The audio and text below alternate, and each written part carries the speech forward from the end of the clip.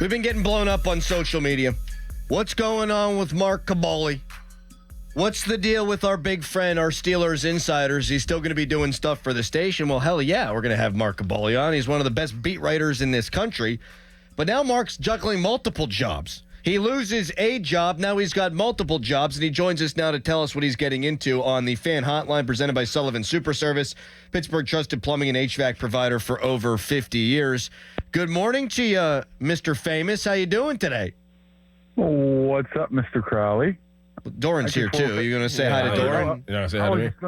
I was just going to say, I just woke up, so is Doran in the house as well? So you answered my question for me. Yeah, this isn't the Starkey show where one guy's off all the time and the other guy's not off all the time. Most of the time, neither a guy. No, we're always here, baby. We're ready to go. So you announced yesterday on the McAfee Show, not only are you now a McAfee Steelers correspondent, but you're also doing something else. And what is that? I am going to be a WWE digital contributor to their website and their social media platforms as well. Quite interesting when you wake up to a phone call of the VP of talent from WWE yesterday talking to you, and you're like, what? What's going on here? Who is the VP of talent? Is that somebody who would be recognizable? Is that a name people know? Nah, his name is Chris. The thing is, he's a big Steeler fan. See how things all attached here? Big Steeler fan. Been around a while. I'll be talking to the individual who runs the actual social media and stuff like that today. Steve, once again, he's a Cranberry guy, local guy. So let's see how everything seems to attach here. But yeah, I'll be doing that. We'll be hammering some specifics out later today. But yeah, how about that, man? A little bit of a wrestling writing now. Mark, doing some features and doing some recaps and whatever else they need. Mark, to get a little sentimental, I know that you grew up a wrestling fan and a pro wrestling fan, and you follow it to a certain extent, and you will obviously more now. But I just remember my moment when I tried out for the WWE. It was the most surreal feeling in my life that I ever had, because I grew up watching Hulk Hogan, grew up watching Randy Savage, and all those guys, Sting and Stone Cold, The Rock. And to stand in that ring in Orlando was just so surreal. Like, how surreal is this for you? Like, I know everything's happening so fast, but have you taken the time to be like, I'm about to be working and covering pro wrestling? Nah, it's weird, Doran, because it's still nerve-wracking because 22 years of my life I'm covering the Pittsburgh Steelers.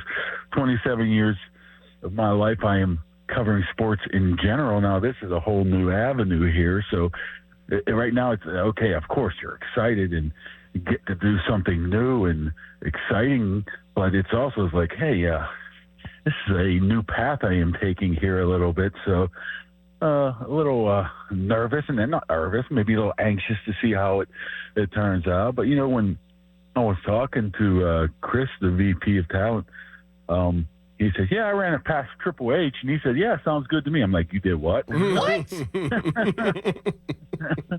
I'm like, huh? So now, you're not going to get punched in the face or anything or hit by a steel chair or anything like that? Who knows? I mean, I'll do anything right now. I was a commissioner of my buddy's wrestling promotion in the late 90s down in Monessen. Is that what you put on your resume that got you here? Was your promotion back in Monessen? Is that what it was?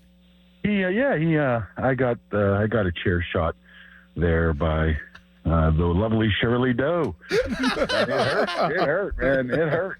Where'd she get you, in the Achilles? No, it got me in the back. I have an old picture.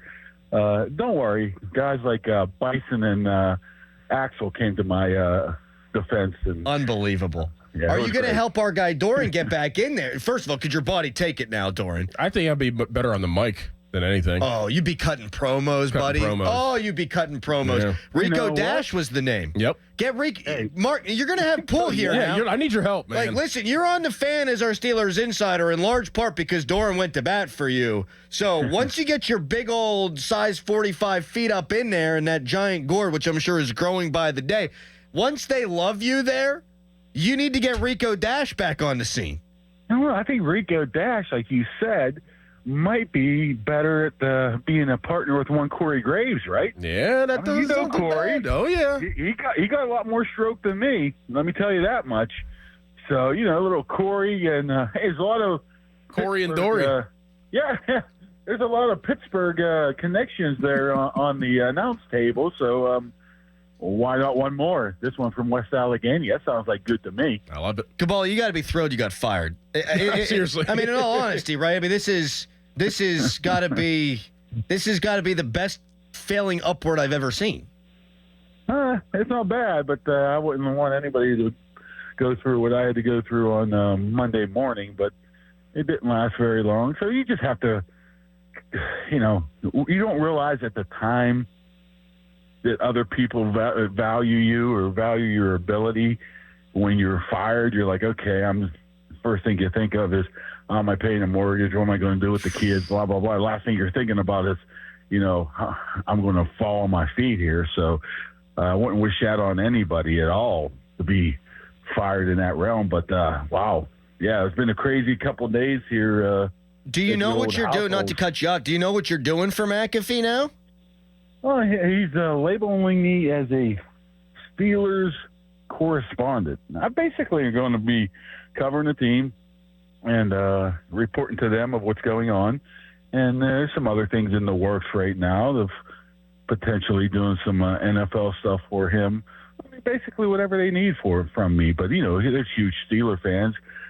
Pat and the producer Nick and Tone Diggs, all those guys are from Pittsburgh, so they're very interested. And then you look at the Steelers this year, they're going to be very interesting one way or another if you're talking about the quarterback situation, potentially wide receiver situation. So that's still a work in progress as well, but it's starting with, just basically covering team. I'm going to be like the poor man's I don't even know how to say it. NFL Network person, I guess. I don't even say poor man's, Any truth to the rumor that they fired Sam Ponder and RG3 because of your bloated salary? People think that those two entities are combined, but they're not. Pat's totally separate than ESPN. He owns everything of his own, so it's all his own doing right there. So I know you're making a joke there, but those two aren't even really attached other than his programming being on ESPN for 2 hours a day. Get it right. Kaboly, congratulations. Yes. And we are very happy for you. You are a nice man, and you're very good at what you do. So we're happy to see you get rewarded for all that, man. Seriously. No doubt. All right. I appreciate it, guys. Goodbye. See ya. Bye. Mark Kaboly.